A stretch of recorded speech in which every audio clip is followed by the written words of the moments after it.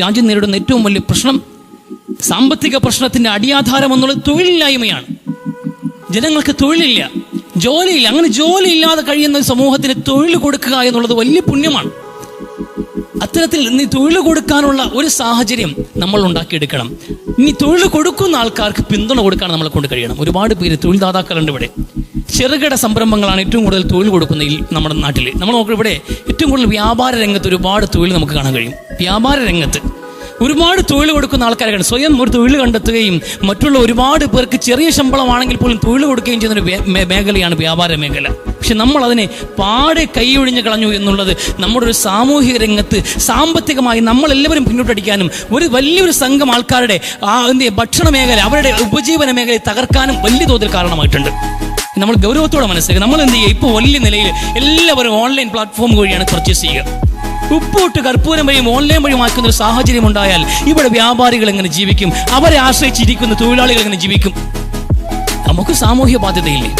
ഈ സാദി ഷിറാസി എന്ന പേർഷ്യക്കാരൻ അയാളുടെ വീട്ടിലേക്ക് സാധനങ്ങളുമായി കടന്നു വന്നു. വീട്ടിൽ കയറി വരുമ്പോൾ ഭാര്യ ചോദിച്ചത് ഇത് എവിടെ നിന്നാണ് വാങ്ങിച്ചതെന്നാണ്. അപ്പൊ അയാൾ പറഞ്ഞത് നമ്മുടെ ഈ നാൽക്കവലയിൽ നിന്ന്, ഈ കവലയിൽ നിന്നാണ് വാങ്ങിച്ചതെന്ന്. നിങ്ങൾക്ക് ഭ്രാന്തുണ്ടോന്ന്? അപ്പുറത്തെ കവലയിൽ അല്പം കൂടി നടന്ന് അപ്പുറത്തെ കവലയിൽ പോയിരുന്നെങ്കിൽ 50 പൈസ വീതം എല്ലാത്തിനും വിലക്കുറവാന്ന്. അയാൾ പറഞ്ഞു ആയിക്കോട്ടെ, അതിന് ആ വിലക്കുറവിന് അയാൾ അവിടെ കടയിട്ടിട്ടുണ്ടെങ്കിൽ ആ പ്രദേശത്ത് കുറെ ആൾക്കാരുണ്ട് അവിടെ നിന്ന് വാങ്ങിക്കാൻ.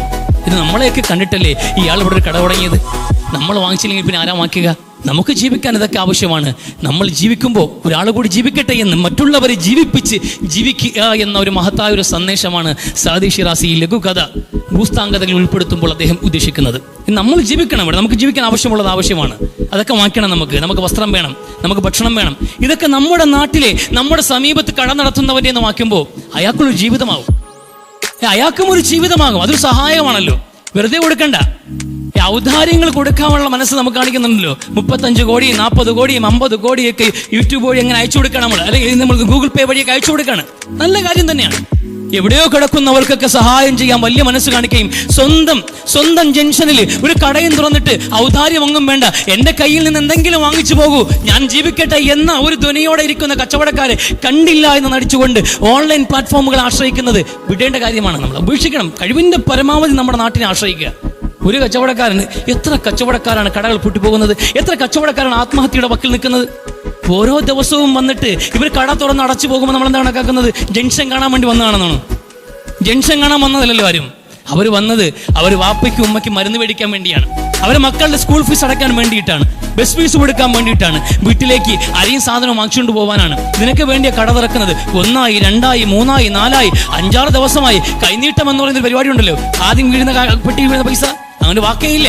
അങ്ങനെ ആദ്യം വീഴുന്ന പൈസ അതുപോലും വിൽക്കാതെ 4-5 ദിവസവും കഴിഞ്ഞിട്ട് വീട്ടിൽ ചെന്ന് പരാതി പറയുമ്പോൾ ഉമ്മാക്ക് ഇതുവരെയും ഗുളിക മാച്ചില്ലല്ലോ, അത് തീർന്നിട്ട് കുറെ ദിവസമായല്ലോ എന്ന് നിരന്തരം പരിഭവങ്ങൾ കേൾക്കുന്ന ഒരു ഗൃഹനാഥൻ ഒരു പിടി കയറിൽ അവസാനിക്കുമ്പോൾ ആ വീട്ടിൽ ചെന്ന് നിന്നിട്ട്, ഇത്രയും ബുദ്ധിമുട്ടാണെങ്കിൽ എന്നോടൊരു വാക്ക് പറഞ്ഞെങ്കിൽ ഞാൻ എടുത്ത് തരുമായിരുന്നല്ലോ എന്ന് പറഞ്ഞ് തള്ളി മറിക്കുന്ന ഒരു പരിപാടി ഉണ്ടല്ലോ. അതല്ല വേണ്ടത്.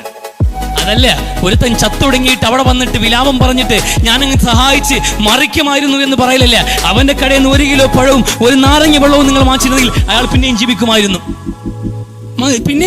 അയാൾക്ക് ഒരു പ്രതീക്ഷ ഉണ്ടാകുമായിരുന്നു. ആ കച്ചവടം കൊണ്ട് എന്ന് കണക്കാക്കാം, നാളെ ഇതിനേക്കാൾ കൂടുതൽ ഉണ്ടായേക്കാം എന്നൊരു പ്രത്യാശ കൊടുക്കാൻ ഒരു കസ്റ്റമറെ കൊണ്ട് കഴിയും. ഇതൊക്കെ വലിയ കാര്യമാണ്. നിങ്ങളിത് എങ്ങനെയൊക്കെയാണ് മനസ്സിലാക്കുന്നത് എനിക്കറിയില്ല. ഈ പള്ളി മുമ്പിൽ നിന്ന് ഞാൻ പറയുമ്പോൾ, ഈ തെരുവിൽ നടക്കുന്ന കച്ചവടക്കാരെ കുറിച്ച് ഞാൻ സംസാരിക്കുമ്പോൾ നിങ്ങൾ എങ്ങനെയാണ് കേൾക്കുന്നത് എനിക്കറിയില്ല. പക്ഷെ ഇതിലൊക്കെ വലിയ നന്മയുണ്ട്. അത് ചിന്തിക്കാൻ കഴിയണം നമുക്ക്. അത് മാത്രമല്ല, ചക്രം എന്ന പൈസയ്ക്ക് പറയാ, ചക്രം അതിങ്ങനെ സൈക്ലിംഗ് ആണ്, കറങ്ങിക്കൊണ്ടേ ഇരിക്കണം. ആമസോൺ പോലെയുള്ള കമ്പനികൾ ഭൂരിപക്ഷവും അത് ഏറ്റവും കൂടുതൽ എന്ത് ചെയ്യും, വിദേശ കുത്തക മുതലാളിമാരാണ് അതിന്റെ ആ പ്ലാറ്റ്ഫോം ഉപയോഗിച്ച് കച്ചവടം ചെയ്യുന്നത്. നമ്മുടെ നാട്ടിലെ പൈസ 1000 രൂപയ്ക്ക് ഞാൻ അതിന് പർച്ചേസ് ചെയ്തു, വിദേശത്ത് നിന്നുള്ള ഒരു കമ്പനിയാണ്, അവരുമായിട്ട് ഞാൻ കച്ചവടം നടത്തുന്നതെങ്കിൽ 1000 രൂപ എന്റെ മണ്ണ് വിട്ട് പുറത്തുപോയി, എന്റെ രാജ്യം കടന്നുപോയി. ആ പൈസയുടെ എന്ത് ചെയ്യും, കുറവ് ഈ രാജ്യത്ത് രേഖപ്പെടുത്തും. പൈസ കുറയുമ്പോൾ സ്വാഭാവികമായിട്ടും എന്ത് ചെയ്യും, വില കൂടും. വില കൂട്ടമാകുമ്പോൾ നമുക്ക് ജീവിക്കാൻ കഴിയാതെയാവും. എന്നാൽ നമ്മുടെ നാട്ടിൽ 100 രൂപ കൊടുത്ത് ഞാൻ മീൻ വാങ്ങിച്ചാൽ മീൻ കച്ചവടക്കാരൻ 100 കൊണ്ടുപോയി പച്ചക്കറി മേടിക്കും, പച്ചക്കറി കടക്കാർ അത് കൊണ്ടുപോയിട്ട് ഒരു ചെരുപ്പ് മേടിക്കും, ചെരുപ്പ് കടക്കാരൻ അത് കൊണ്ടുപോയിട്ട് 1 കിലോ അരി വാങ്ങിക്കും, അരി വെള്ളവൻ എന്ത് ഒരു മരിച്ചിരി മേടിക്കും. ഇതൊരു നാട്ടിൽ ഇങ്ങനെ റൊട്ടേഷനാണ്. ഒരു 1000 രൂപ ഒരു നാട്ടിൽ ഞാൻ ഇറക്കിയാൽ 1000 രൂപ ആ നാട്ടിലെ മുഴുവൻ ജനങ്ങൾക്ക് ഇറക്കിയതാ. അതാണ്ട് പണം പൂഴ്ത്തിവെക്കൽ എന്ന് പറഞ്ഞത്. പണം പൂഴ്ത്തിവെക്കൽ എന്ന് റസൂൽ പറഞ്ഞ കാര്യം എന്താണ്? പണം ചക്രമാണ്, കറങ്ങിക്കൊണ്ടേയിരിക്കണം.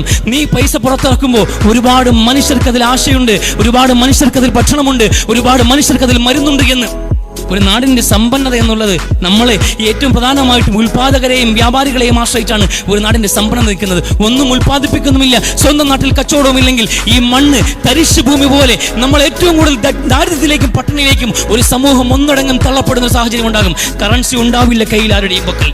അതുകൊണ്ട് ആലോചിക്കുക, ഗൗരവത്തോടെ ആലോചിക്കുക,